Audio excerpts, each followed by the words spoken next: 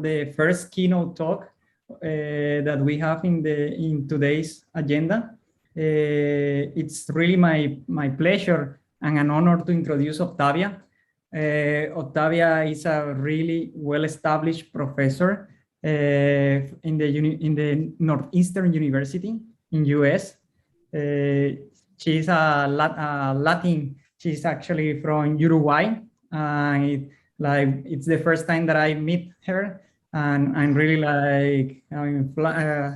nervous to introduce her, because in her profile you can find like all the amazing things that she has done over the course of her career since since the 90s. So you can imagine like all the things that she has done for the computer vision community.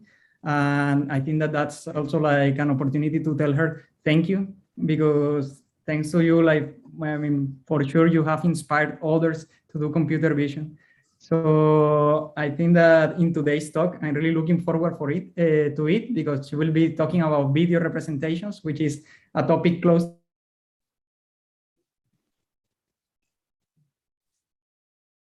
Oh, I think we froze, no? Yeah, I lost Victor's sounds. Yeah. Victor, thanks again for inviting me and for organizing this workshop. It's really an honor to be here. I'm going to be presenting work that I have done with my students, Armand, Haolin, Wenxian, Dan, and Shrisi, and my postdoc, Sandesh, and my collaborator, Marius Nair. So I should say also that Armand is from Spain and Mario is from Uruguay as well. So there's a couple of Latin people in this group. So anyway, I wanted to talk about a topic that's dear to my heart, which is video-based representations using dynamics. And it's something that I have been working for several years now. And I wanted to present an overview of the last things that we have been doing in our group. So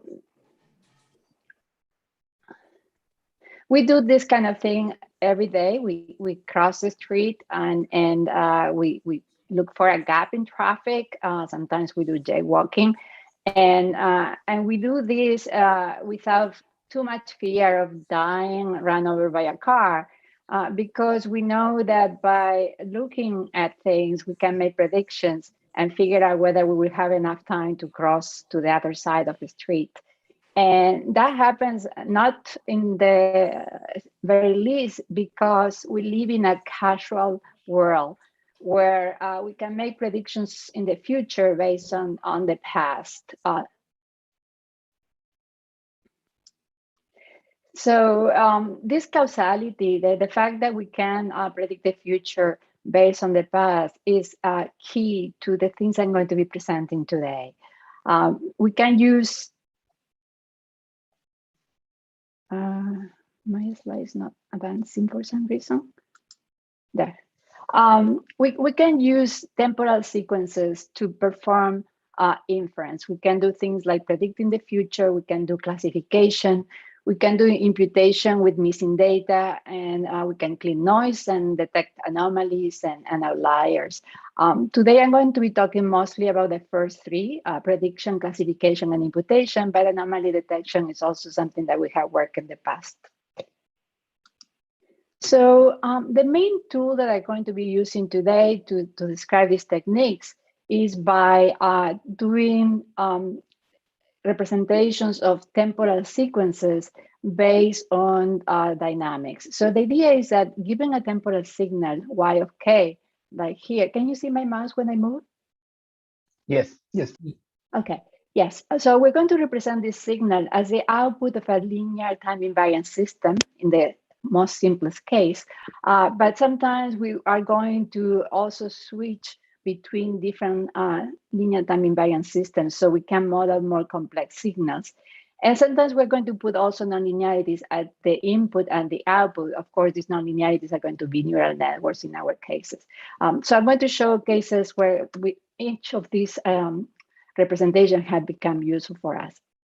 So let me first start by the simplest one, where we're going to model a signal as the output of a linear time invariant system.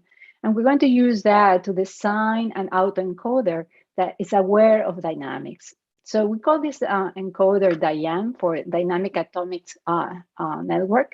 And as I'm going to show next, we're going to do is build encoder and decoder in order to model these signals as the output of an LTI system. The main idea is like this. If we look at temporal signal like this one here, we're going to model this as the output of an LTI system. Here I have a cartoon that says that this signal came out of a system that has 3 poles in the complex plane, 1 real pole and a pair of conjugate poles. Now, when we look at the transfer function of this signal in the Z domain, we see that really the signal can be expressed as a linear combination of impulse responses of simple systems, systems that are either 1 pole or 2 poles. For example, if we have complex poles, it needs to have 2 because it needs to have the conjugates. So pictorially, what I'm saying is that this signal that was created by a system that has 3 poles here can be expressed as the superposition of the signal created by a pair of conjugate poles and a real pole. And therefore, we can use the coefficients of the combination, of the linear combination, and the poles of the subsystems that I'm using for doing the combination as an encoding of the input signal that we were given. Moreover, the number of poles that we need to use is what we call is the memory of the system. And of course, the simpler the dynamics, the least memory that we're going to need. So we want in general to seek representations that has this n number as small as possible. We want to be able to model our signal with a few systems as we can. So here now is how the autoencoder is going to work. So you give me a sequence of temporal data. For example, it could be a video, or it could be the sequence of the joints of a skeleton. And we're going to try to encode that with this encoder. Okay, so to do that, what we're going to do is we're going to build a dictionary of atoms. And these atoms are dynamical based, and they have physical interpretation. So we have in this matrix over here, per column over here, we have the input response of dynamical systems that are modeled with either 1 or 2 poles. And because these poles in general are complex, they have a real part and imaginary part, the input response. So what we're doing here, instead of working with complex numbers, the columns are going to have the real part of the impulse response and the imaginary part of the impulse response. The good thing is that this dictionary has a physical interpretation. These poles, for example, if we look at a system that's described with a pole at 1, we know that describes a constant sequence. If we have a pole that has a magnitude greater than 1, then it's an unstable pole and the signal is going to be increasing. If we are at the circle, we're going to be modeling a periodic signal. So it's very easy to understand, if we know what poles we're using, what are the components that are making up my input signal. So now that I have this dictionary, what we want to do is to create a set of latent features, which is sparse. And the idea is that I want to be able to recover my input signal Y by multiplying this sparse feature C times the structure dictionary that I just explained. And so we're going to solve this optimization problem where we want to have as few poles as possible. So we're going to have this sparsity term here. And as well, we want to have very good reconstruction. So we want this fidelity term to be small. So the sparse features over here in the latent space is a solution of this lasso problem minimization. Once we have this C star, then we can reconstruct the input signal by just simply multiplying C star with the dictionary. And so now we have our autoencoder. We encode by finding C star, and we decode by multiplying C star by the dictionary D. Now, how do we get that dictionary? The cool thing about this is that we can learn the atoms that we need to use by simply having a neural network where we initialize random locations for our poles, which are parameterized by the real part and imaginary part, or by their absolute value, the magnitude and the phase. And so we can have very few of these numbers. For example, in this dictionary, I have only 80 parameters because we start with 40 poles over here, each of them having a magnitude and a phase. And then what we do is mirror image them across 4 quadrants. And because the dictionary has a structure, the only thing I need to learn is actually those parameters describing the dictionary. So now let me show you how we can use this for doing, for example, video prediction. Okay, so what we have done is we have a Diana autoencoder where the input are optical flows between consecutive frames. We encode that using the spark features I just described, and then we can decode that by multiplying C star with the dictionary to get optical flows, reconstructing what was the input, and then warp images to recover the actual frames. But we can also extend this. We can do prediction just by simply expanding the dictionary, adding extra rows. And this is very easy because these columns have a structure. Since I know the magnitude and the phase of each of these poles, I can just write down the extra rows in this dictionary. So once I have the expanded dictionary, I just multiply the sparse features that I obtain from the input times the dictionary, and that will give me not only the reconstruction, but also the predictions in the future. So we have done some examples here. I'm showing because of time, I'm only going to show a few examples, but this is, for example, on the Kitty data set where it was trained on the Kitty and tested on the Caltech. The model is very, very small because it has only 80 parameters and it runs really fast. So what you can see here is on the left is the ground truth video, and on the right, you're seeing the reconstruction 1 frame at a time. So as you can see, the quality is very sharp. They look very realistic and very similar, very close to the ground truth. If you go to metrics, then this was published in 2018. At that time, we were state of the art, and you can see that we obtained a very good SSIM and for both the Caltech data set and for the UCF data set. So we were pretty pleased with these results, but we wanted to look more carefully what we were getting. And when we did that, we observed the following. When we were predicting farther ahead in time, for example, 5 frames at a time, while the prediction looked nice to the eyes and it was getting good scores, relatively speaking, compared to the state of the art, we noticed that there was a severe lag in between the prediction and the ground truth. So if you look here, this zoom in of the, sorry, I'm checking the chat if somebody, okay, sorry about that. So I was saying, if you take here the ground truth against the prediction of the 5th frame in the future, you can see that the tire of the car is visible here in the prediction, while in the ground truth has already gone out of the field of view. And similarly, we can see a lot less of the track that's being seen here. And we can actually measure this fairly accurately by computing the optical flow between the ground truth and the prediction in both directions. And you can see that the optical flow is not 0. So clearly there was a problem, and we wanted to figure out what was going on here. So looking farther on it, we realized that the problem that we were having is that we were having changes in the dynamics of the sequences that we were trying to predict. And that was causing lags because if you mix measurements from the old dynamics and the new dynamics, the old dynamics, which are no longer relevant, are poisoning your measurements, and we were having a fairly large lag in the prediction.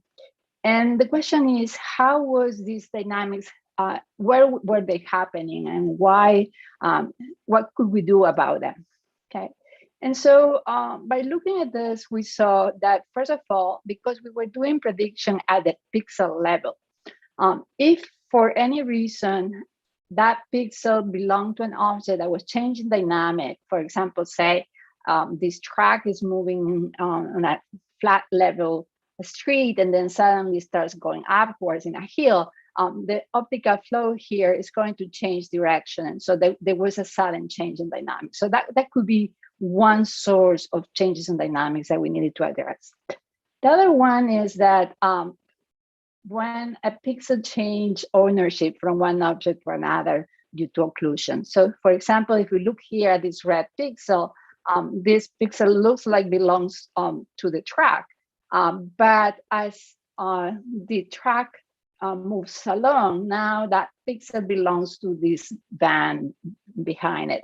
And so in one case, we have the dynamics of the track, but then in a future frame, we have the dynamics of the car. And so these changes of dynamics was what is causing our lagging. So how do we fix that? Well, as I mentioned earlier, instead of just having one single linear time invariant system, what we can have is a set of linear time invariant systems and switch among them. And so the problem is now, how do we detect these switches and how do we model that? And the solution came from actually signal processing. What we did was we put a common filter at the latent space. If the dynamics are not changing, then what will happen is that the C vector, the latent features that we were having, should remain constant. And so what we can do is with this Kalman filter over here, we could compare what was the prediction that our network was doing and comparing against current measurements. And if there was a significant gap between the prediction and the actual measurement, then there was a change on dynamic and we could adapt on the fly and reinitialize. If there was no changes, we could use the new measurements to improve our estimate of dynamics and perform better predictions. And that's actually what we did. And so here's a diagram showing what I just said, meaning that what we do is we predict things using our Kalman filter. We compare against measurements. If we are within the covariance of the Kalman filter, then we know that this is just basically noise and we can use that to improve our estimates. But if there is a significant gap, then something has happened. And what we do is we reinitialize our modeling. Since the Kalman filter is the optimal recursive filter, that's actually the best that we could do in this case, because the dynamics in this case for the latent space is very simple. It's just constant dynamics. By the way, I don't mind if people ask me questions on the go. So if you have any questions, please interrupt me. Okay.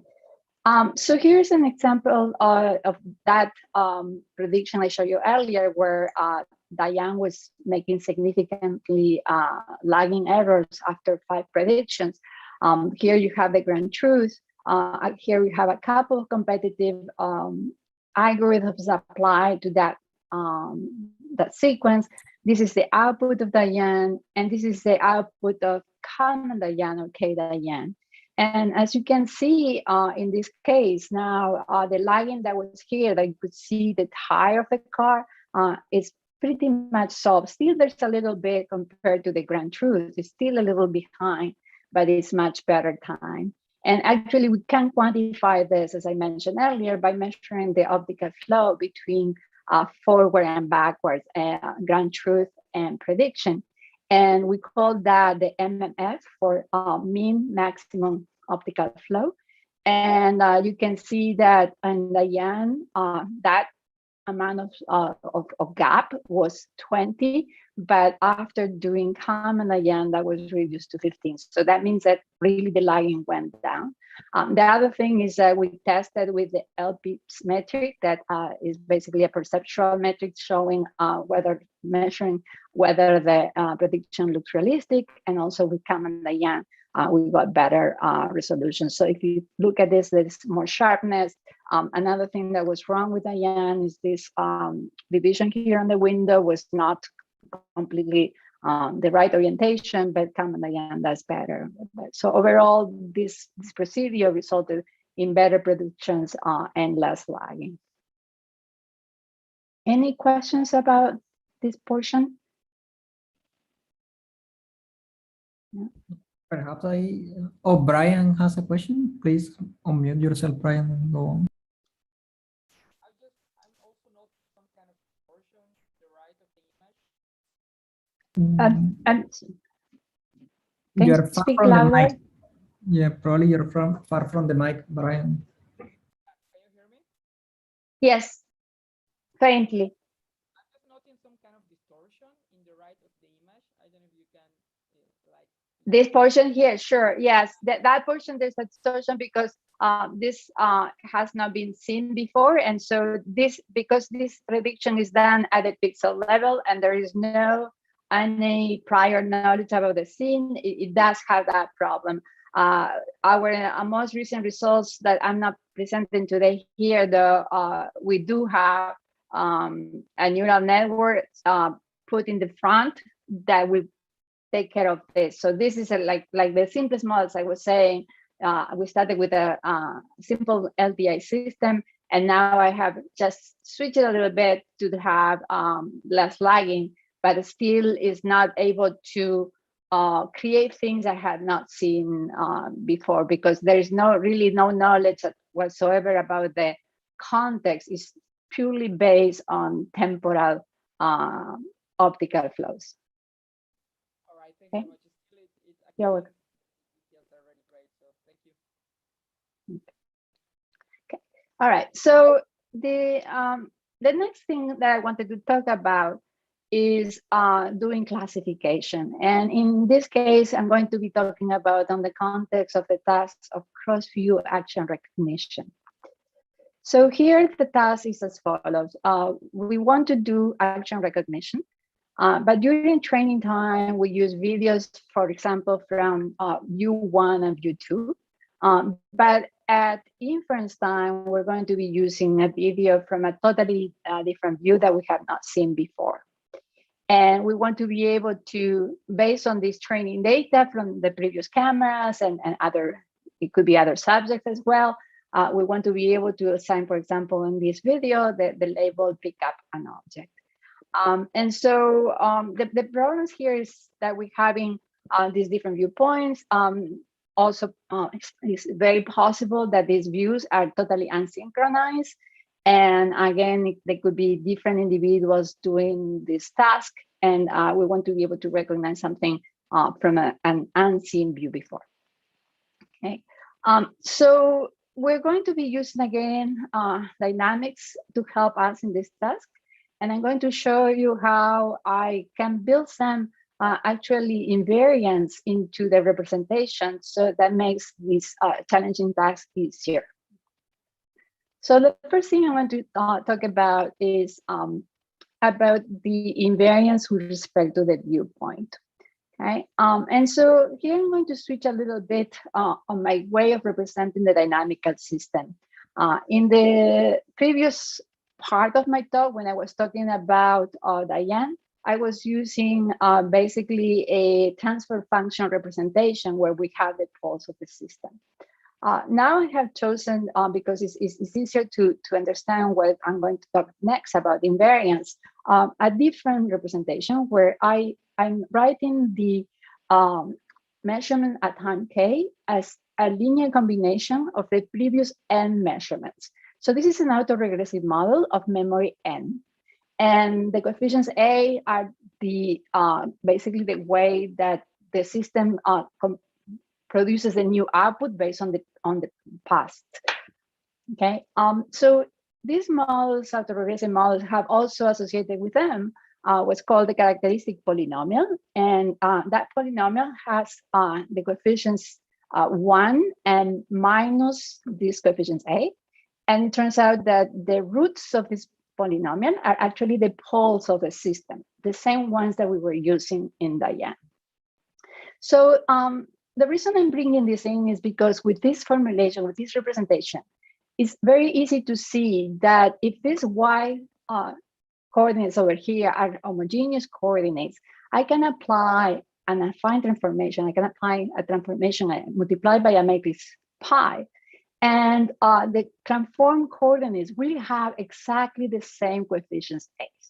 Okay, so what that means is that these coefficients A, which are the coefficients of the autoregressive model and are also the coefficients of the characteristic polynomial that has as roots the poles of the system, are invariant to these changes in viewpoint. The same thing can be said about the number of poles, of course, because that's the number of roots that this polynomial has. So that has not changed. So from that, what we see is that the poles are affine in invariant to changes in viewpoint. The other invariance I want to point out, which is going to be key in this problem, is invariance with respect to the initial conditions.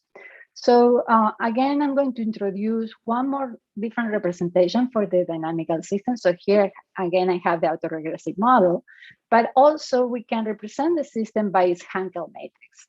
And here, this Hankel matrix is a matrix that has constant diagonals in this direction, the off diagonals, and they're obtained by taking the measurements y and stacking them shifted by 1. So basically, you have your sequence and you use a sliding window, you move it by 1, and with that you generate the next column or the next row. And this matrix that has this structure is called a Hankel matrix, and it's a nice matrix because it's computed directly from the measurements from the data.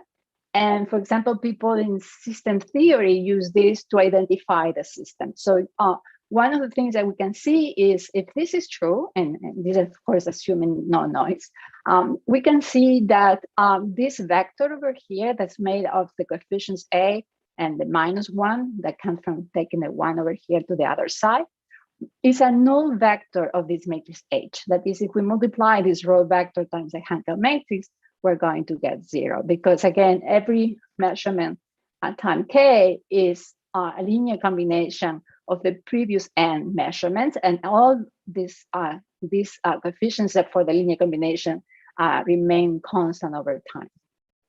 So with that, now what we can do is by looking at yet another way of representing the system, in this case by using a state space, where we see a space, the state at time k plus 1 is just a matrix A times the state at time k. And the measurements of the observations that we have are the y, which are related to this internal state by a matrix C. Then by moving this along this equation over here, what we can see is that the measurements at time k is equal to the matrix C, the observation matrix, times a power of the state transition matrix A, power k, times the initial conditions x0.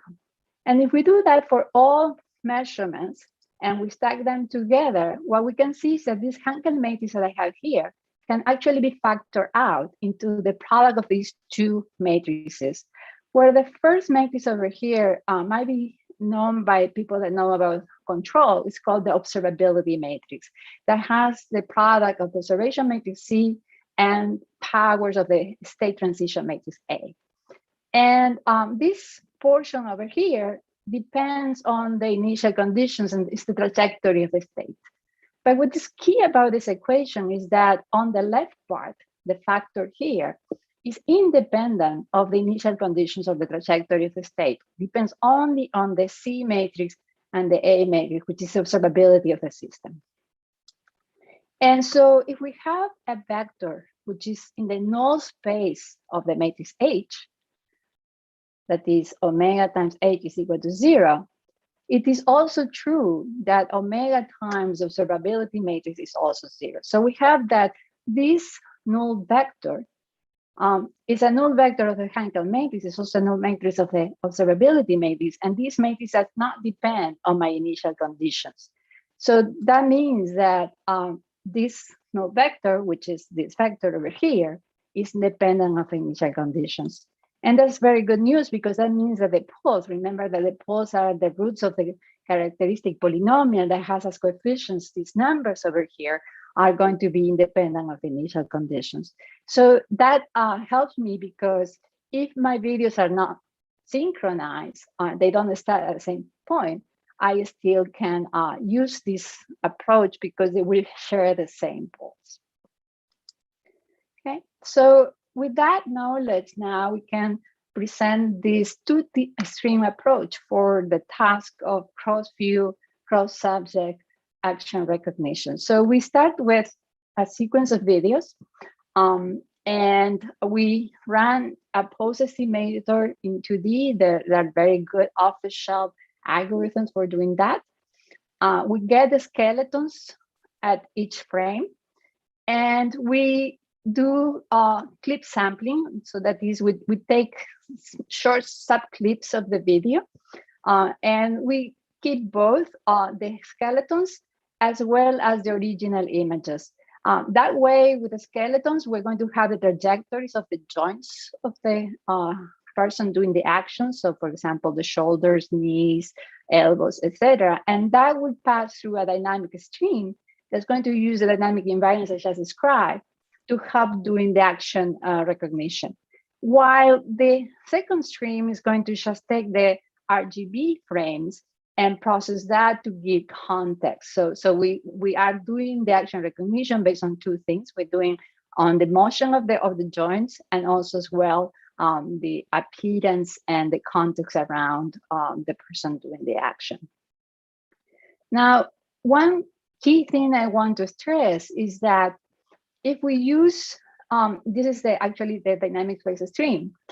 If we use as input these clips and we pass that, for example, to a Diana encoder to encode like I was doing before, the latent features over here, which are sparse, this vector C is not independent, is not invariant to different initial conditions.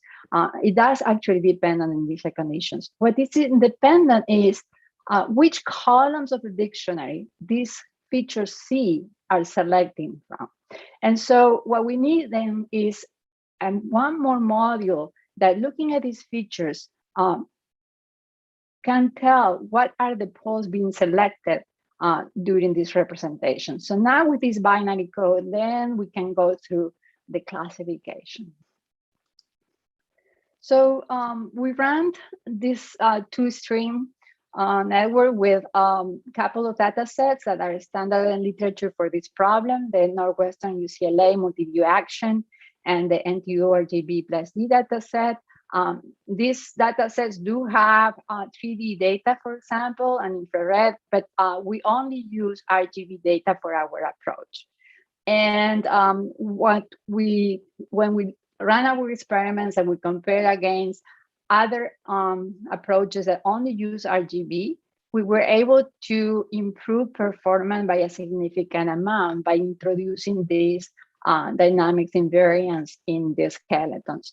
So for the cross view problem, that means training from couple views and recognizing on the other view, we were able to improve performance by an 11% in this data set. And when we look at cross subject, that means we want to recognize actions done by another individual. We were also able to improve performance for 0.2%.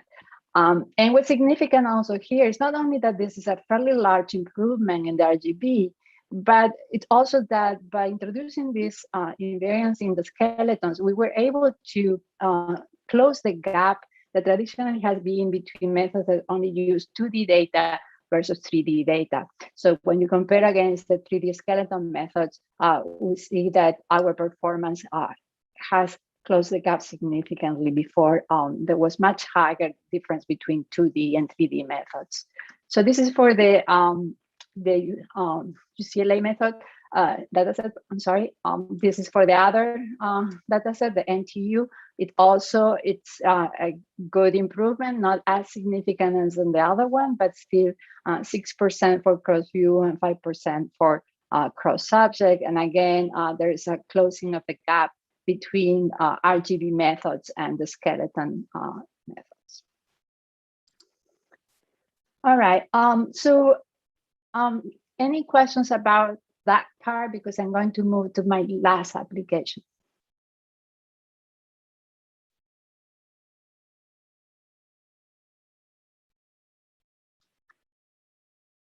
No? All right. So the last thing I wanted to talk about is imputation and disentanglement, where we can use this way of representing videos that has physical meaning to do both imputation of missing data as well as disentanglement of different dynamics. So in the state-of-the-art self-supervised video decomposition, it's common to be able to, given a video with multiple objects, we can disentangle the position, the size, the appearance of the different objects, whether they are present there or have been occluded or missing. However, for dynamics, to separate the dynamics, it's not so clear how to do that. This portion, the position, the appearance, the size, the presence, they're fairly easy to interpret, and we have physical meaning for those, and we can look at the latent variables and understand. While for the dynamics part, traditionally, what people have been using are things like nonlinear recursive neural networks, and these are much harder to understand the physical meaning of what the network is learning. So in this portion of the last slides that I have for presenting today, I wanted to talk about an architecture that is inspired by human operators, where we are moving beyond just LTI systems that I just described for both the video prediction problem and also for the activity recognition. And now we have that nonlinearity that I was mentioning before, which is the input is assumed to pass through some nonlinearity. Then we have an LTI system, and then we have, again, a nonlinearity. So in this case, we're modeling nonlinear dynamics by transforming that into a map, using a mapping into a linear space where we have a linear operator, a Koopman operator, that can be used to advance or predict and model the transitions over time. And the basic idea is that we can go back and forth between these two, the original manifold and the place where the dynamics are linear, using some nonlinearity mapping, which in our case, of course, is going to be a neural network. So here's the overall pipeline of what we have worked with. So we start with a set of frames, Y1 to YT, and we pass through some neural network to get some the features on which we can perform, for example, attention and tracking. And so we can separate the different objects. And what we have is a maximum number of objects. We can have less than that. Then this tracking will result in disentangle latent features where we have the pose. By pose, I mean the coordinates position of the different objects. We have a confidence latent variable that says whether the object is being visible or not. And we have a model of appearance, which is stochastic. Then what we do is with these disentangled features, which now we're going to force it, the network's going to learn in a way that they actually evolve over time using a linear operator, where we have now a Koopman operator that can be applied to the state, which is basically a concatenation of delay coordinates for both the pose and the inputs to the system. And with that, we can predict the following state. And then, of course, we can undo the nonlinear mapping that goes from the original space into the latent space by having basically a decoder. So this is an encoding portion. Then in the middle, we have a linear dynamical system that can actually evolve the state, and then we can go back to the original state.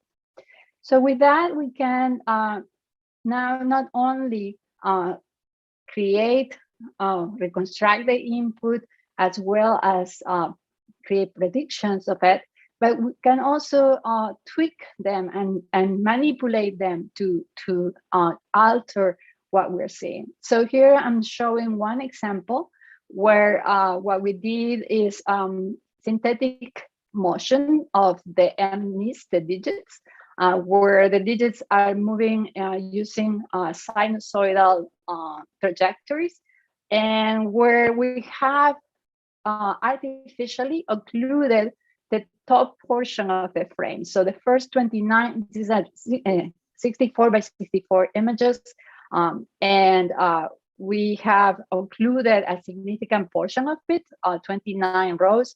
And since the numbers are basically 28 pixels big, so it could be that the digit is completely obscure from the sequence. The sequence are 20 frames long, and we use the first 3 frames to learn. And with that, we are able then to predict what the reconstruct the input and also predict the future as well. So what you're seeing here on the right-hand side, on the very top row, is the ground truth of the output, the first 10 frames that we can predict. Actually predict 17, but just to make it the figure smaller, I'm showing only the first 10 over here.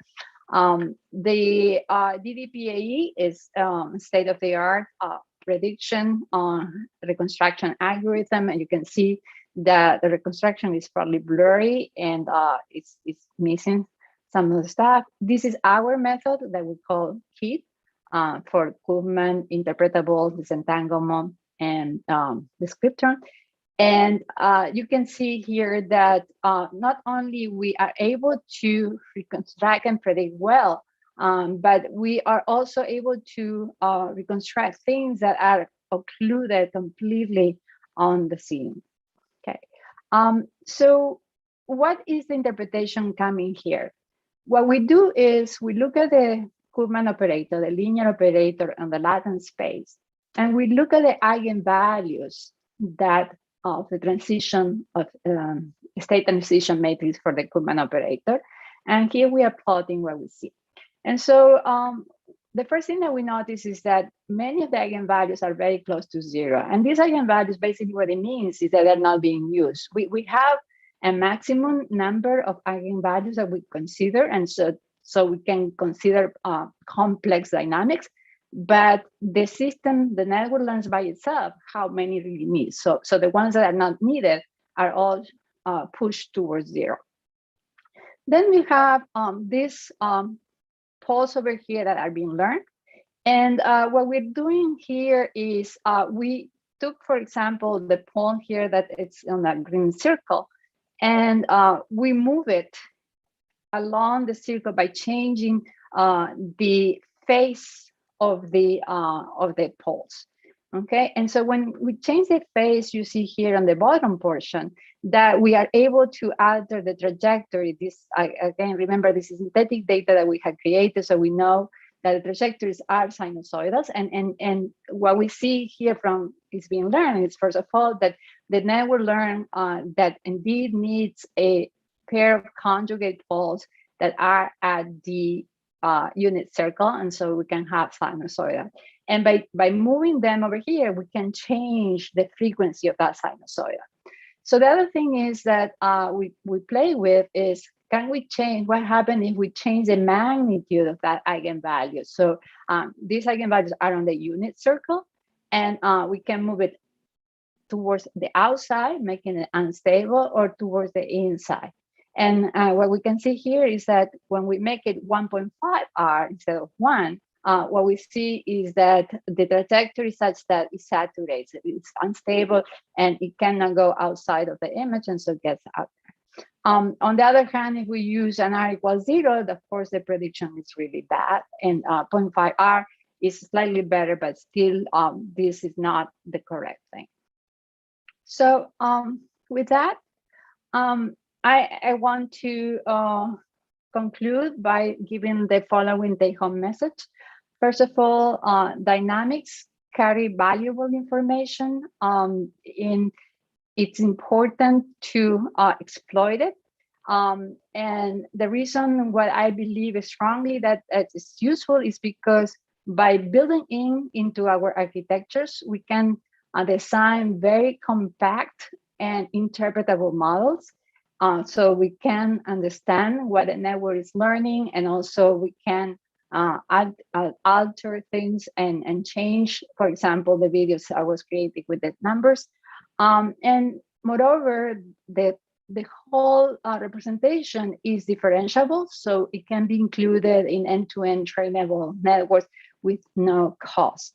So with that, I would like, on behalf of my team, say thank you for your attention. Thank you, Octavia. Really interesting talk. You're So, welcome. yeah, I mean, like interesting and also like I think refreshing, because most of the time these days is mainly about deep learning architectures. So I think that for the young community of the Latin people who might have, I mean, of those with electrical engineering background, LTI systems might sound Yes. related and refreshing for them. Oh, we are Yeah, not. so I'm not advocating, not to use deep learning. On the contrary, what I'm saying is that what I don't like is a black box deep network. What I like is to try to rescue all our experience that we have from before deep learning and from other disciplines like system theory, and see if we can put that into our networks to make them more compact, more interpretable, easy to learn and train. That's what I'm saying. So I'm not saying not deep learning. What I'm saying is that instead of having black boxes, we can have gray boxes where we build into the architecture what we know about the problem. So that way the networks are more compact and understandable.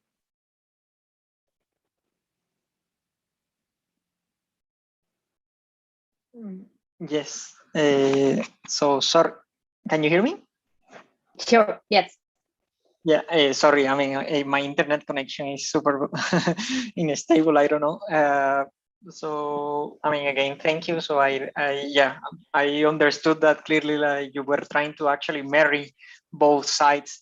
Yes, I think that I agree that these kind of representations are more interpretable. So it's good. It's good to hear that. So I think that we are short in time, so thanks a lot. So I would like to thank Octavia again for having the time and sharing with us this. So thank you very much again for having me. Thank you a lot for wishing us with your presence. Yes. It was a nice talk. Yeah. So yes, thank you, Octavia. So the next speaker in the first round of invited talks is, I don't know if Victor is here with us. Victor, are you here? Yeah, I'm here. Can you hear me? Perfect. Yeah. Yes. Yeah, loud and clear. Perfect. So Victor is actually, like I know from Twitter that he is an alumni from the UNAM. Is it the case? Yes, I am. Yeah. Now, like, well, he works. He did the PhD in the University of Washington, and now he's working for Microsoft Research, right? It's in a very interesting area because, like, I think that University of Washington, and he was probably like related with that kind of people, is close to the graphics community. So I think that Victor like did his PhD in computer vision, and now he's doing like really some technical stuff in machine learning. So I think that he has a really diverse background. Yeah, so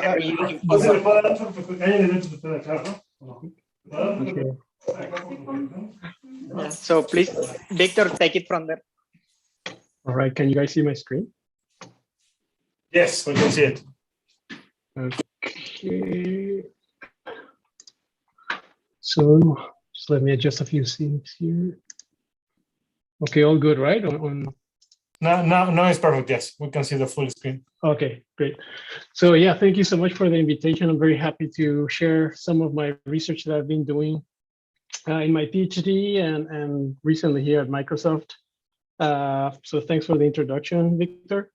So at the beginning, I'm just gonna talk more about my background, like how is it that I reached to the state where I'm at right now, and then I'll finish with some technical stuff or problem that I really enjoy doing my PhD and what I'm still working on in the current HoloLens research team. So yeah, actually, like Victor said, yes, I graduated from UNAM, the National Autonomous University of Mexico. I was born and raised in Mexico. I did my bachelor's in computer engineering, had a lot of fun there, learned a lot, and then decided to get my PhD in actually the University of California, Santa Barbara, with Professor Matthew Turk. Matthew was the eigenfaces person, so very impactful research that he had, and I had a lot of fun in Santa Barbara. Learned a lot, published papers. I was so new because I jumped directly from bachelor's to PhD that it took me a bit time to adapt to that transition, and also from country to the state. All those cultural changes actually influenced a bit, but I survived. I got my degree, and yeah, I learned how to do research by myself. So that's basically my education. I also want to share like some of my professional side. So after graduating from UNAM, I spent 1 year in the National Institute of Election, what it was called in Mexico before IFE. So I was there just a senior software engineer, where I was just helping maintain the big database, or the database of all the registry of voters in the country. And it was also helpful for me to get some experience, also some money before going to the PhD in California. So that was great. After graduating from the PhD, I wanted to try out academia. So I actually took a position as an assistant professor in the Department of Computer Science in West Virginia University. I spent there like 3 years. It was good. I learned how the academic life works as a professor as well in the US, where I was able to get some grants from NSF and also from NASA. But then I had a friend that actually met every CVPR, ICC, or ECCV conference, and we always met there. And he was recently building a new team at Microsoft, and his name is Gang Hua. He at the time was at Microsoft, and he convinced me to join Microsoft at least for 1 year and give it a shot. And so I took a leave for 1 year from academia, experience what it was like at Microsoft, and decided to leave academia.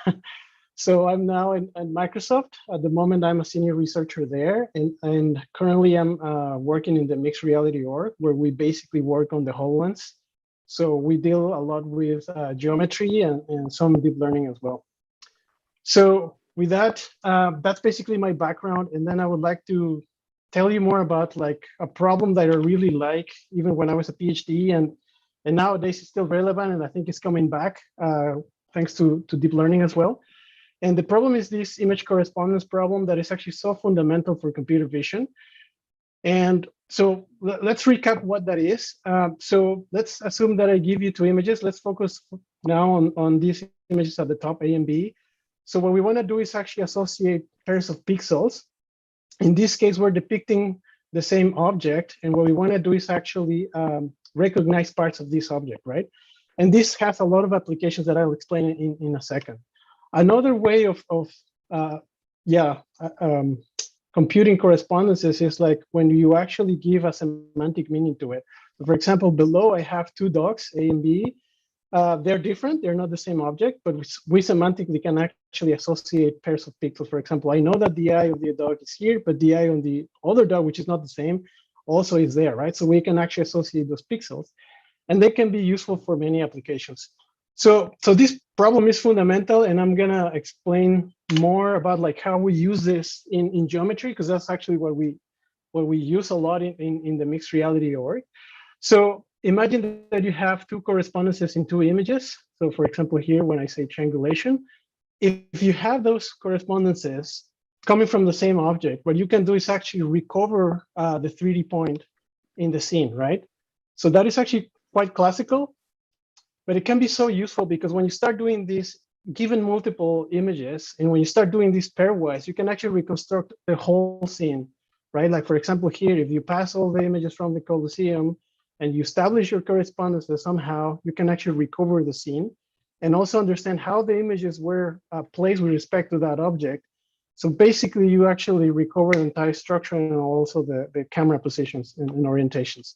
Other applications can be optical flow. The correspondences, like are small, basically the delta of how the pixel is actually moving. To understand like motion, for example.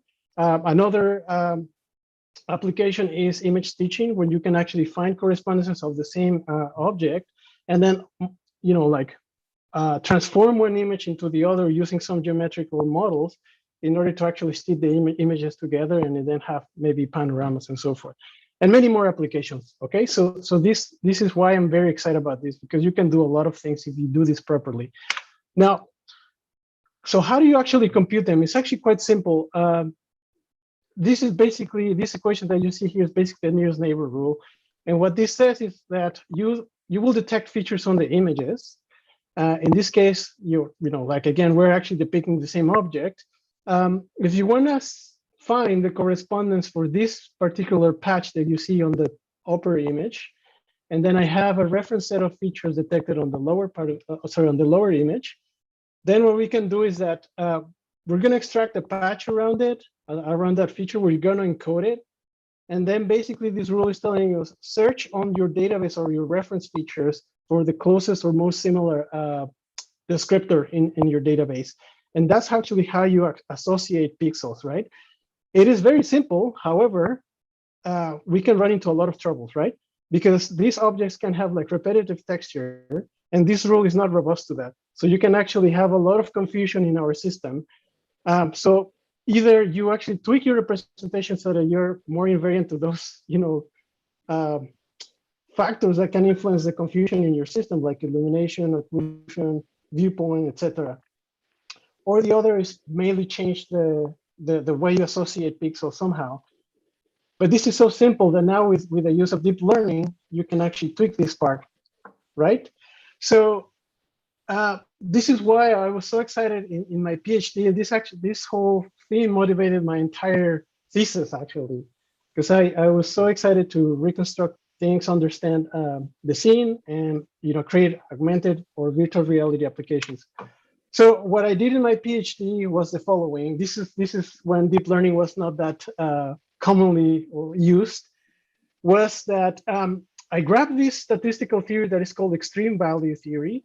And this theory actually, what it tells you are the models, the parametric models that you can actually use to model outliers or rare events, basically. And in order to model those failures of confusion when you actually use the nearest neighbor rule, what I did was the following. So if you analyze how you actually compute these correspondences, it's very likely you will get a lot of incorrect matches or correspondences. And that means that you can say that there's actually a process that can be captured by a statistical model over the distances, like when you compare your representations with certain distance and use that as a statistic, you can get a model for that.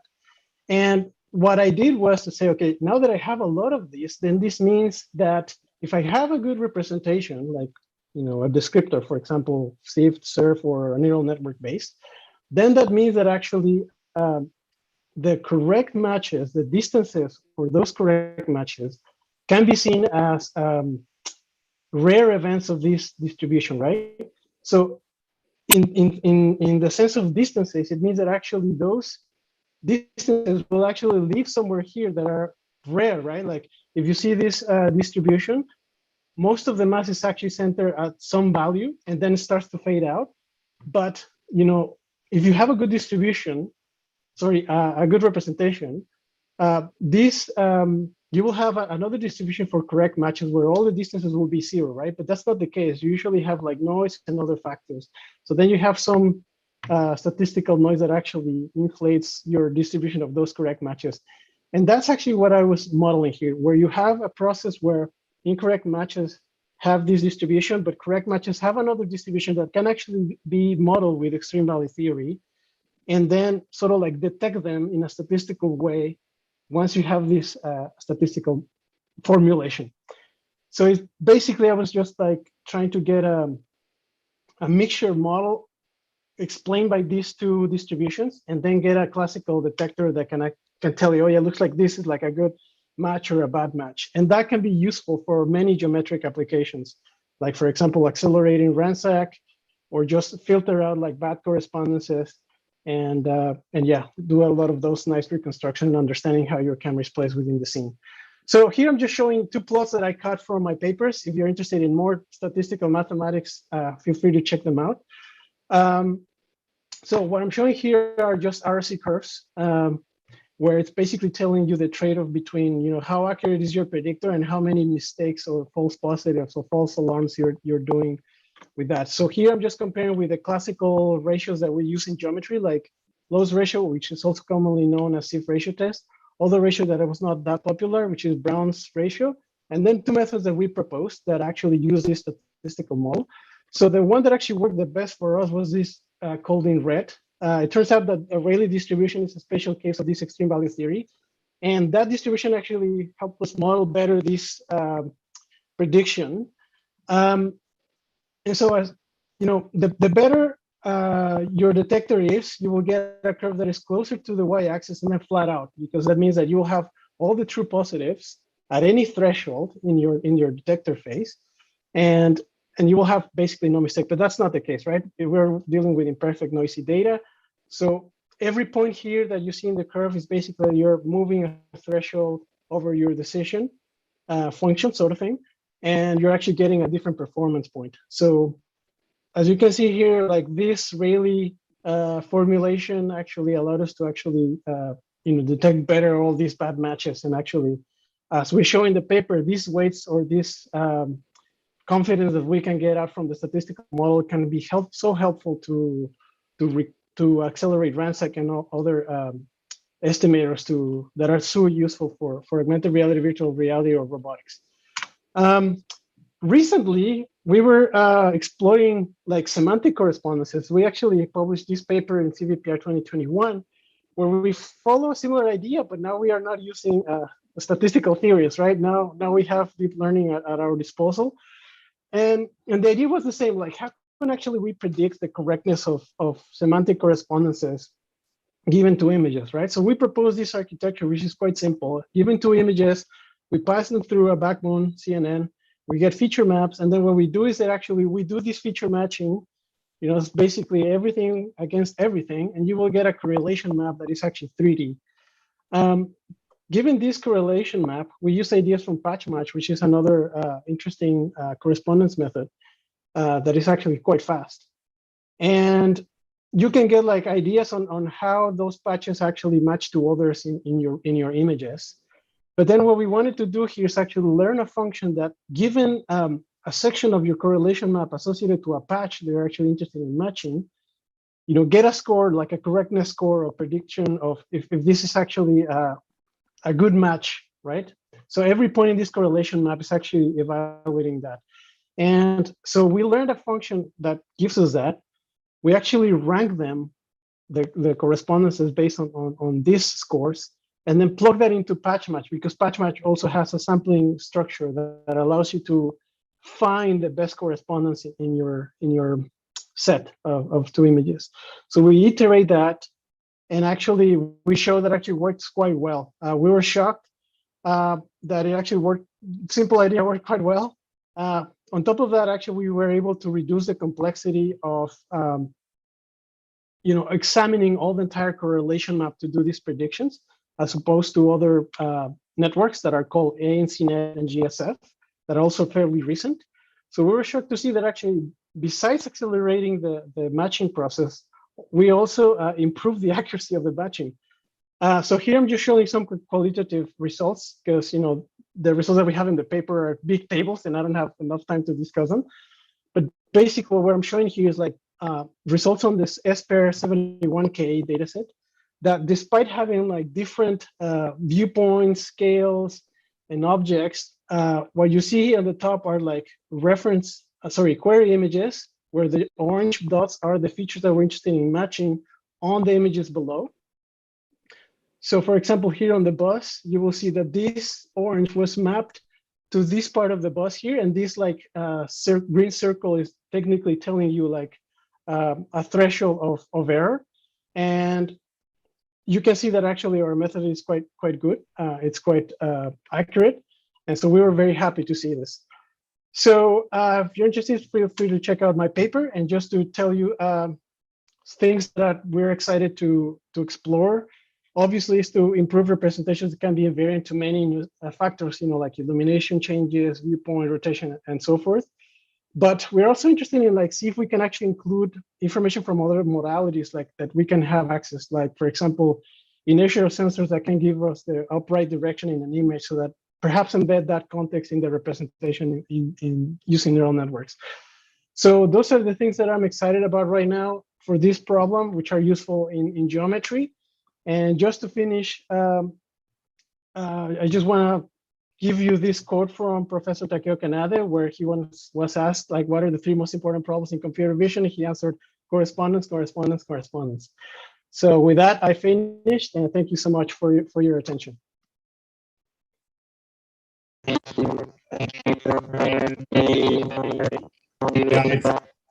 seems that you're having some problems, Victor. Victor. So I will finish if you want. Thank you a lot, Victor, for your presentation. Very inspiring. I didn't know you until actually some people started. The people from Orlando started promoting your profile. Until I learned that actually from Mexico. So I'm really Nice. to showcase to Mexico that we have Mexicans working in Microsoft HoloLens and so on. So it's very inspiring and really nice. Thank you. Because you can show that how things that were 20 years ago, people were doing this. 10 years ago, were people doing this, and it still is important. It's still relevant. So yeah, thank you for your presentation. Yeah. Thank you. Bye, guys. Right. So Victor, is your internet better now? No, we cannot hear you. So our next speaker is Claudia de Arpino. Claudia, thank you a lot for accepting this invitation. I don't know, Danielle, if she already has access to share screen. Let me check that. 1 second. I give you co-host. Yes. Can you hear me now? Yeah. So thank you, Claudia. Yeah, you can hear you if you want. Yeah. You can introduce her a bit better than me. Yeah, so I'm really excited to introduce Claudia. Claudia is actually a roboticist. So, and she was hesitant, oh, but are you sure that my talk will fit for a computer vision audience? And my answer to her was in Latin America, I don't think that it's a good approach to tackle AI in silos, as we were for example, computer vision, machine learning, NLP, robotics. I think that now it's the time that, actually the technology has evolved, that we talk together. And I think that it's, we are really pleased to have you here, Claudia. So yeah. take it. Just a cultural note, here in Mexico, most people doing computer vision are in robotics. So, yeah. Yeah, so thank you. We're really looking forward to hear you. Awesome. So can you hear me well and see my screen? Just checking, double checking. Excellent. Well, thank you so much for having me here. I'm super excited to share with you my work. I think I agree with what you just said. Actually, I'll talk a little bit about how perhaps the fields are converging. And this is how I feel like there are venues in which computer vision will converge with robotics. And we are getting actually to that point now with the maturity of the fields in which they are actually able to work together. Anyways, yeah, so my name is Claudia Arpino, and I actually just moved to media, and I'm started as a research scientist there. But the work I'm discussing today is part of my postdoc at Stanford in the Stanford Vision and Learning Lab. And in these 15 minutes, I'll talk about learning for human-robot interaction and bring up some challenges for computer vision that are key for advancing human-robot interaction. So there is a broad variety of important applications in which human-robot collaboration has the potential to improve our lives. And they could perform side-by-side manipulation at home. They could navigate moving around people, for example, at homes, malls, airports, supermarkets, hospitals. They could also learn from humans how to perform human activities in our environments. A second type of collaboration is remote manipulation, in which a human can directly control or supervise a remote robot. And this can be useful at home, manufacturing, and also in disaster response sites. All these scenarios can benefit from robots that can learn to interact with humans in different capacities. Unfortunately, we are actually very far away from realizing robots that can fluently collaborate with humans in these tasks, but this is a challenge we're up to. So I'm personally interested in exploring how we can better leverage simulation for human-robot interaction, or HRI research. So recent work in simulation environments for robotics have been focusing on increasing the visual realism compared to previous more abstract scenes, like this one here on top. You see like all these abstract colors, it's not a real environment, and so on. And nowadays there are a number of simulators that are coming up online from both academia and industry, in which we're trying to increase the photorealism of the environments, as well as the realism of the objects and the distribution of objects in these environments. Now, for HRI, we will also need to increase the realism of simulated agents. So not only how these static environments look, but also how agents within the environment can behave. This can be used for several types of interactions, either to immerse humans in simulated environments and collect demonstrations of human activities, or to have human virtual agent interaction for training of different policies. We can also have large-scale simulation of interactive scenarios, such as an entire office floor with simulated pedestrians, or maybe entire home or apartments scenarios. And actually, this is a really good first domain to explore robot learning tasks that involve interaction, but that occur within simulated but realistic human environments. So today, I will start by talking about this particular application of mobile robotics around people in simulated but realistic human environments. And concretely, I'll be talking about our work on using reinforcement learning for social navigation in constrained pedestrian environments. So navigation around pedestrians have been typically studied in spacious areas where there is ample space for the robot to move around the pedestrians. However, typical indoor environments exhibit spatial constraints that make navigation around pedestrians more challenging. Learning to navigate socially in these indoor spaces, such as home, offices, and stores, is a necessary step in bringing robots into our daily life spaces to do tasks with and around humans. Now, these constraints environments limit the mobility of the robot because naturally it's more difficult to maneuver around the moving pedestrians in smaller spaces. Now, these constraints form basic geometric elements that repeat across layouts, such as corridors, intersections, and doorways. These basic elements are important not only because of their geometry, but also because of the patterns of interaction that emerge as a consequence of that geometry, such as moving towards the side on a corridor to give space to another person, or going through a door while there is another person on the other side waiting. Now, real indoor layouts combine and compose these basic elements for both the geometry and the interaction patterns. And this is an insight that we are going to leverage in our work. First, here are some related approaches for social navigation tested in indoor environments. First, we can use a motion planner alone. Having an explicit plan is interpretable, but planning often results in the robot freezing problem, which I'll show you a video of later. It also requires manual designs for social behaviors and parameters, making it very challenging to cover many social situations. Then the combination of imitation learning and planning helps learning social behaviors from human demonstrations, but it requires extensive data collection, which can be very costly. Previous work found that robot behaviors are too limited to examples seen in the demonstrations, not adapting well to new interaction scenarios. This motivates the use of reinforcement learning, in which the robot collects its own data. However, we found that using reinforcement learning end-to-end resulted on a sample complexity that increases with the layout size and geometry, not really focusing on the local aspects of social interactions, where the short-term interactions in the vicinity of the robot are really the most important. Now, in order to obtain the benefits of RL, but avoiding the increased sample complexity, we combine reinforcement learning with a motion planner.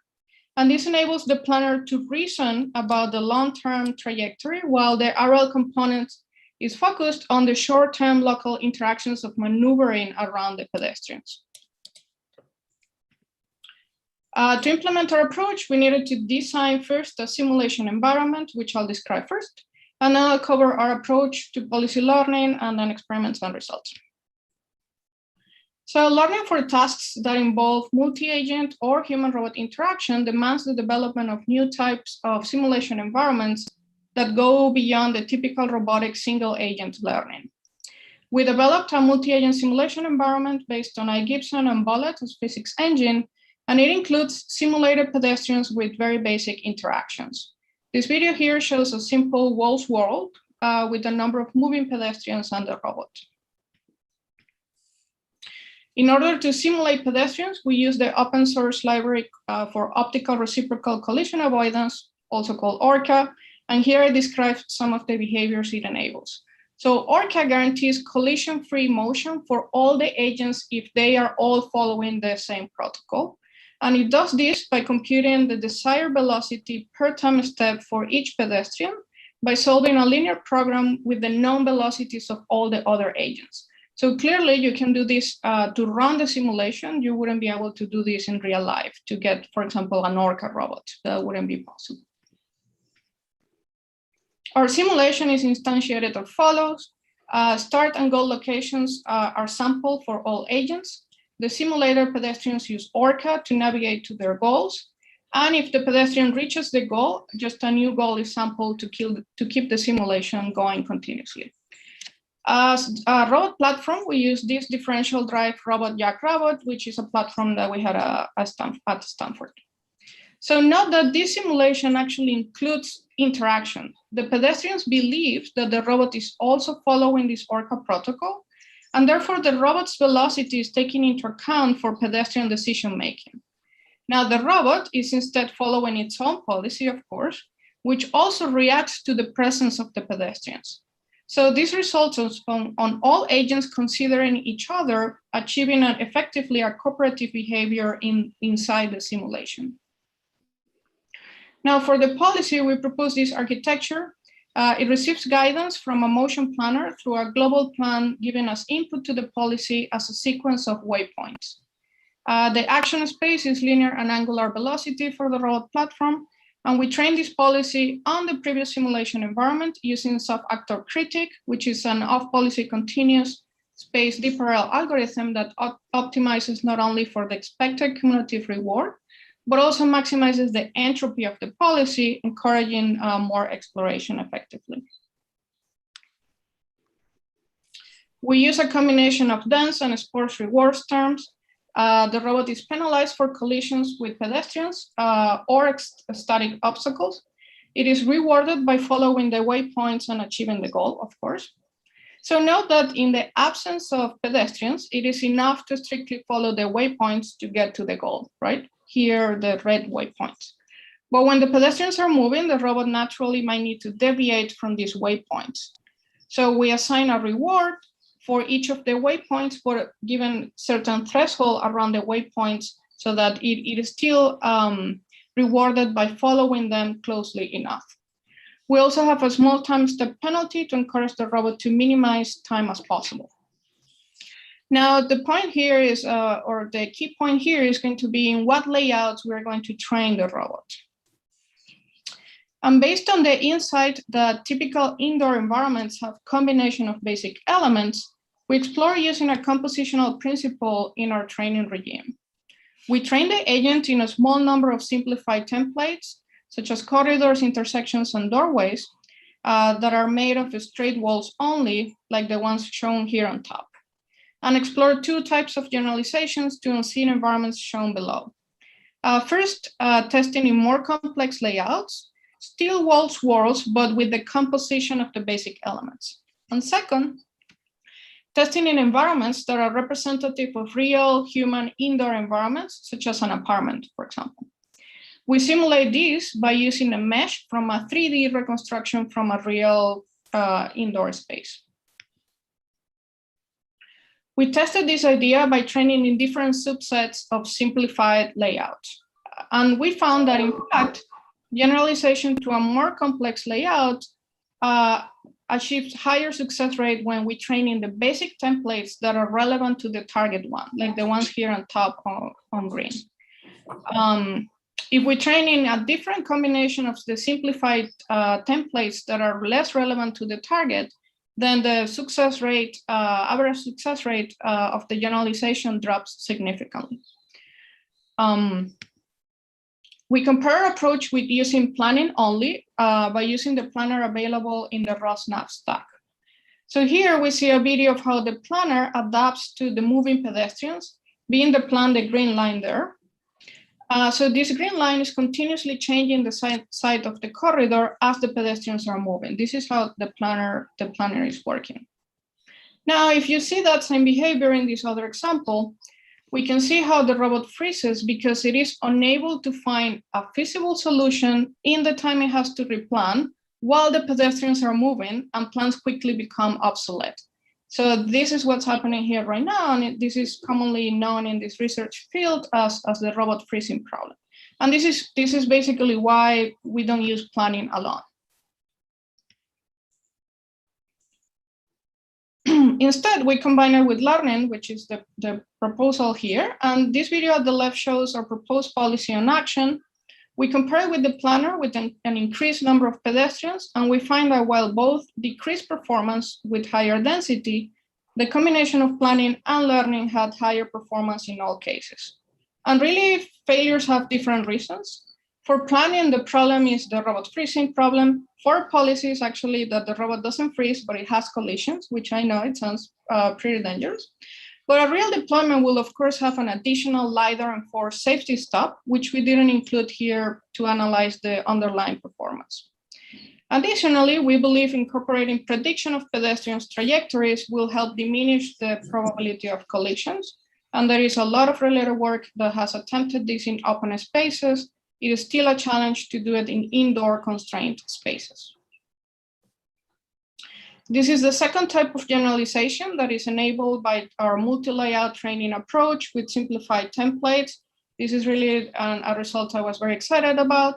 Here we train in the same set of simplified layouts, but now test in a previously unseen novel 3D reconstruction of a real, in this case, an apartment. The robot learns interesting behaviors, such as waiting and back up to negotiate the space with the interactive pedestrians. This is very quickly, just another example. We also tested in a reconstruction of a supermarket where the pedestrians and the robot maneuver around each other here in the L. They kind of find each other, negotiate the space, and keep going.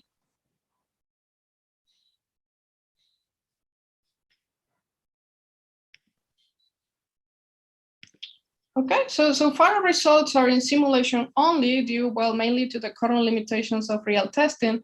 However, I would like to show you here the target platform. This is Jackrabbit at the Stanford Vision and Learning Lab.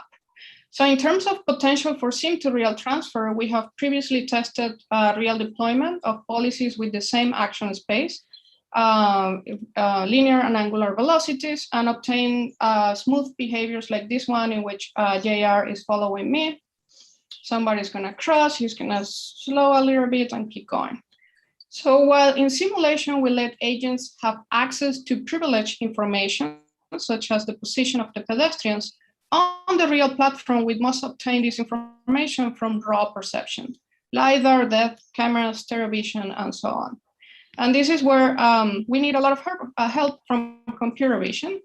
This is a video, for example, obtained from the JRDB dataset, which I encourage you to check out online. This is data taken from onboard the Jackrabbit platform that I just showed you, and it has been labeled for all 2D and 3D positions of the pedestrians. So as I said, in simulation, I get direct the position of all these pedestrians, right? When you launch this on the real robot, you need to get these positions from this type of data.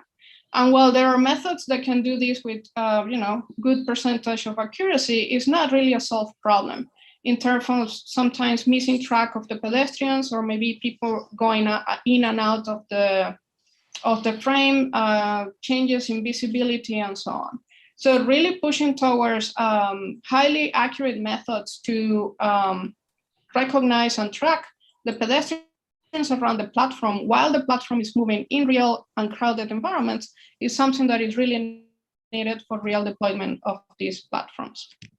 Now, lastly, 30 seconds more. A next step also in visual perception is to include semantics as well. So in the work I show you, we only use LiDAR, but there is a limited number of things that we can learn from LiDAR. For example, it's really hard to obtain the semantics or know, for example, things is a corridor, there is a door, or there are these type of objects, and therefore there are pedestrians' behaviors that are highly correlated with specific semantic elements in the environments. So if we could have this on real time from raw perception, is something that we could greatly improve the performance of our learning algorithms when not in simulation, but deployed on real life. With that, I'll conclude the talk, and it would be great if you have any questions. Again, thank you so much for having me here today. Thanks a lot. So maybe we have time, but for a very short question, if anyone wants to unmute and ask it. So, I mean, now that you, I mean, like, for example, I guess that you mentioned recently, I mean, like, that you just moved to NVIDIA. So I guess that, I mean, how do you see that path forward, like, towards, I mean, working more on the simulation aspect, making it, like, more realistic?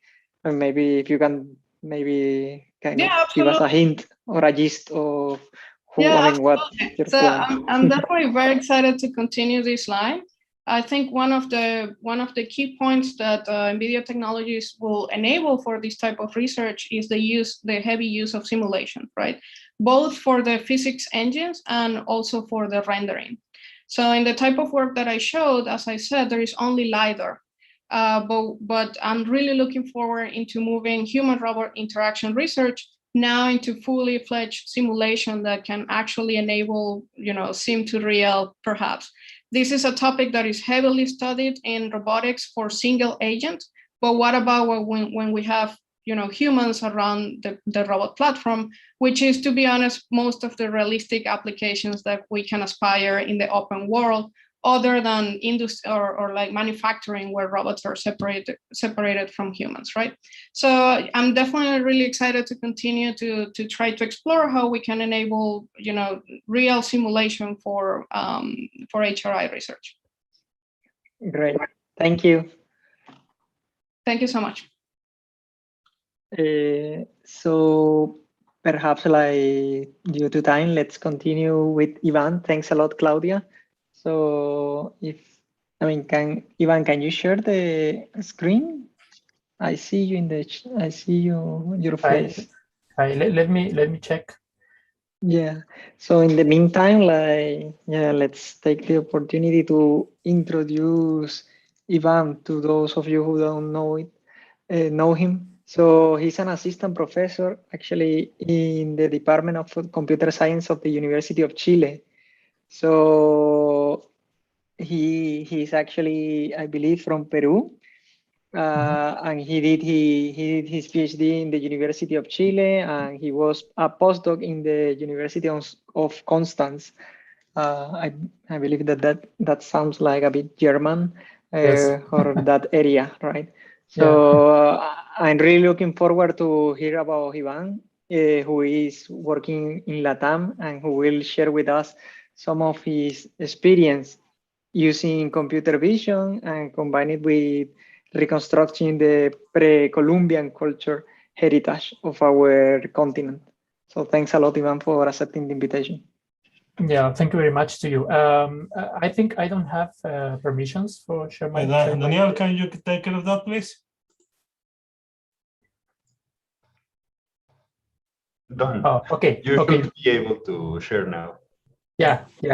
Now it's fine. Okay, so let me share my screen first, and then I will start. Okay, so We will let you know when when we can see it. yeah, I think it's taking some time for Zoom for.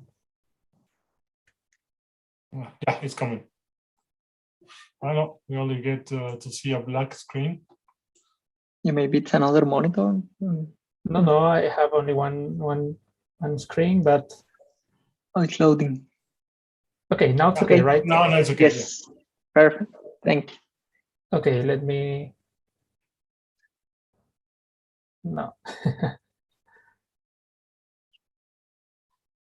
Okay, let me check something. Okay, now that's fine. Okay, thank you very much for the invitation. Okay, something's happening with this. I think it's my configuration. No, it's okay. That's okay. Okay. Yeah, thank you very much for the invitation to the organizers of this workshop in ICCB 2021. Well, I am Ivan Cipiran. My name is Ivan Cipiran. I work on shape analysis for cultural heritage applications, basically applications of structure discovery and also three-dimensional correspondences in 3D data for trying to rebuild and reconstruct archaeological objects in Latin America. So let me explain first what is the subject, what is the field in which all these topics are in. So let's suppose we have an object, a real object. Okay, so in this case, I will use an example for the Eiffel Tower. So basically, we have a real object located in some place, and we have some concept about this object. And then what we can do is, for example, taking a photograph of this object, and we can have a first computational representation of this object. It's basically just pixels that represent the color of the real object. So what we can do in one of the first big area of computer science, which is the computer vision, what we can do with this in this area is just to build a three-dimensional or reconstruct this object using image processing and image analysis techniques. So the idea of computer vision is to extract information from the images to reconstruct the real world. And also we have another area, which is the computer graphics area. And the computer graphics area takes three-dimensional data, which is the computational representation of three-dimensional data, and converts it again to an image. So through rendering processes or something like that. So in some point we have these two big areas connected, because these two areas depends on a very specific kind of data, which is the three-dimensional data. The three-dimensional data is the ultimate goal of the computer vision and is the input for the computer graphics topics or computer graphics techniques. So my research field is split in two subfields, which is the geometry processing. Basically, the geometry processing is how we represent, manipulate, or enhance the three-dimensional data to have a better representation in the computer.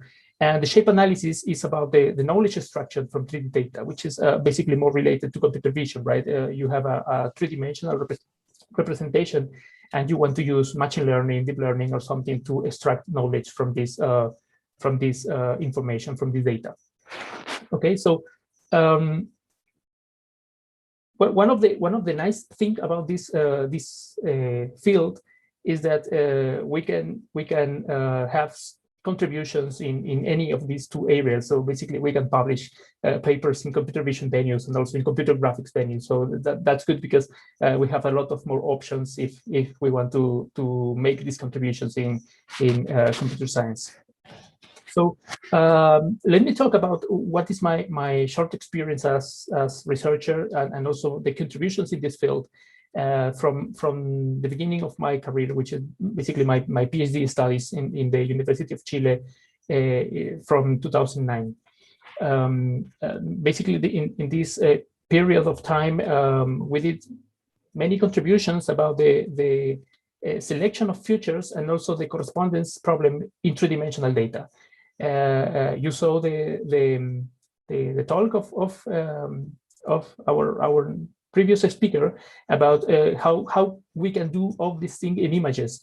But in this case, in the shape analysis field, we want to do correspondences matching, but not in the images, but in three-dimensional representations. So for that, for example, we need to select information. We need to select some points, and we have a good algorithm to do that, which is the Harris 3D algorithm. This is one of the first contributions of my PhD studies.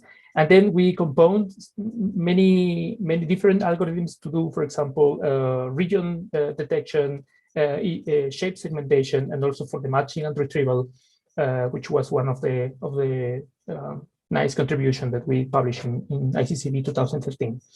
So basically, in all this period, what we did is basically just a basic research about what is the capabilities of the algorithms to produce some semantic information about 3D data, and to give some reasoning to the algorithms about 3D data.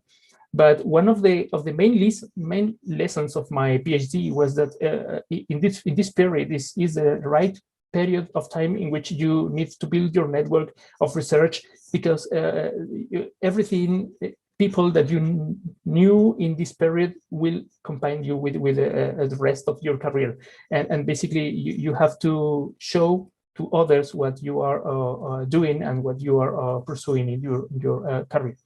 So this is something also that I recommend to my students, to build your network and also to connect with people, because you will remain in that community, and you have to know what is the important groups, research groups in your community and everything. So another decision that maybe one person that is finishing this PhD is, okay, I go to academia or I go to the industry. So probably it's a very difficult decision. But I think something that you have to do if you want to make a good decision is, what do you want to do? This is not about the rest of people. This is about you, about what you want to do, what you envision yourself in 5 or 10 years. If you want to do research in a more basic stuff or something like that, maybe you want to go to academics, or if you want to make some things working, you probably go to industry. So I prefer to go to the academics. So and this was basically just a decision because I had a proposal for doing a project in which we wanted to apply all the basic research in a real problem, and this problem was the conservation of archaeological material.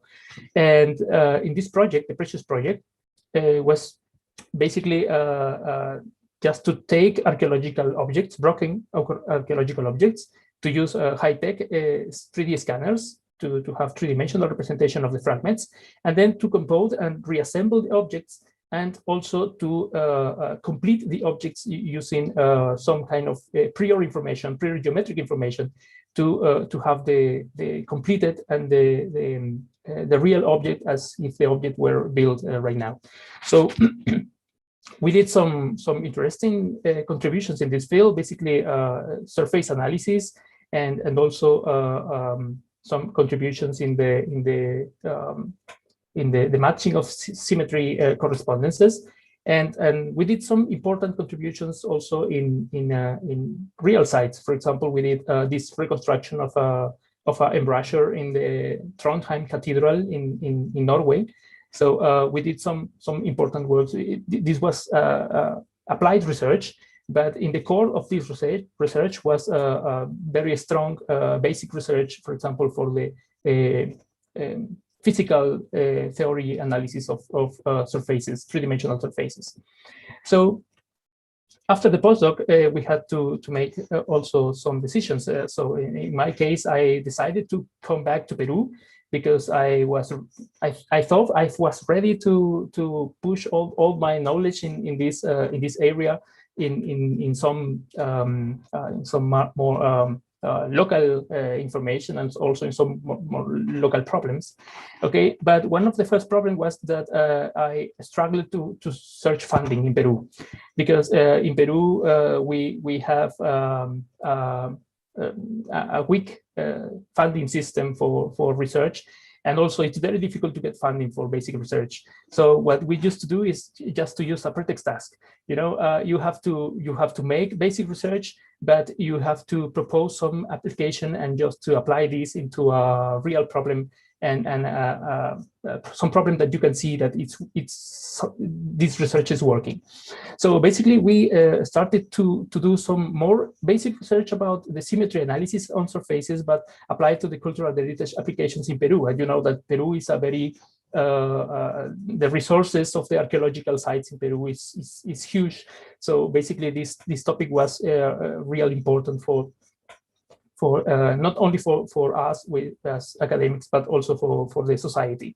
So that's why, for example, we received an award from the Fraunhofer IGD Society in Germany about our research for the impact on society in 2018. And also we received some covering in the press because we built a system, which is the SimArch system, that is working in the Larco Museum. If you know, Larco Museum is the biggest private collection of archaeological objects in Lima, in Peru. So yeah, and also in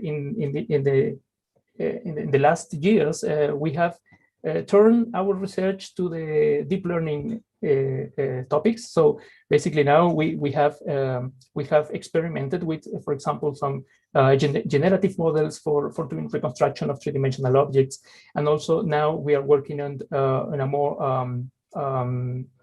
geometric neural networks for doing some things about point clouds and also three-dimensional meshes to complete three-dimensional objects, also working on a local museums in Peru.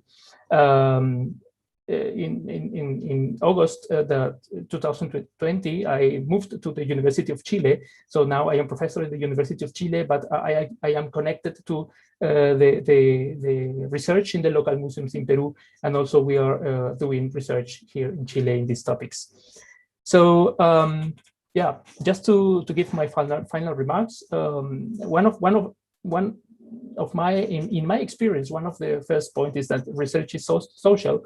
So we have to connect ourselves with peers, and also maybe this is a good opportunity to just not connect with people in our areas, but also to connect people with another fields also in LATAM, because we need to enhance all these nexus. Okay, and also I want to highlight that we need to do some activism in LATAM. We need to do this activism because we have to push to, for example, decision-making persons in the governments that this is an important area, and that we need fundings, and that all these advances that we are doing in these researches are beneficial for the society. And I think this is something that we also have to highlight, and also to make to the rest of the people, not only in our community. So thank you very much for inviting me, and also for having me here. This is my webpage and my contact. So please, if you have any question, I am open to answer. Thank you, Ivan. I mean, I think that it was really interesting and really, I mean, like you really connect, I mean, a bit of yourself with research, like how is it in an inspiring way. So I really like it. Thank you. Yeah, I also want to say that thank you, because this, you know, I don't know in other countries in Latin America, but we always say that.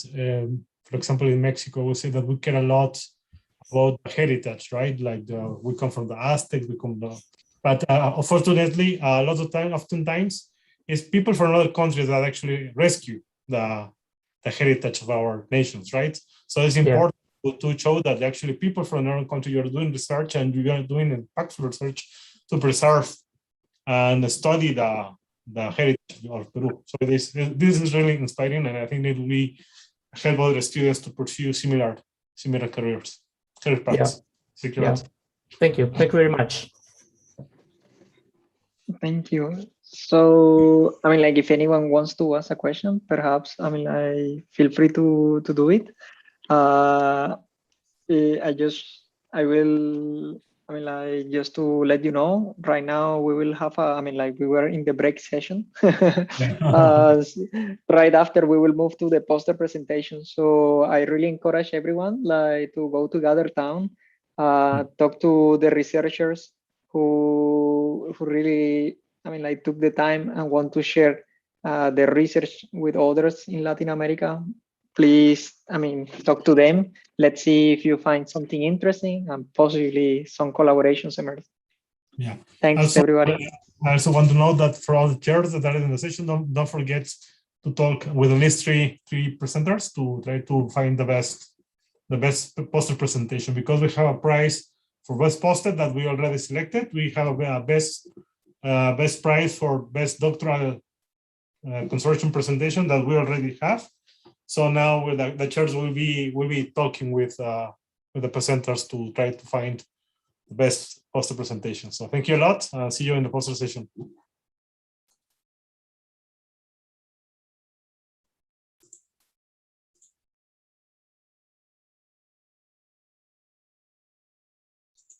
Daniel, can you probably stop the streaming? Yes, I am on it.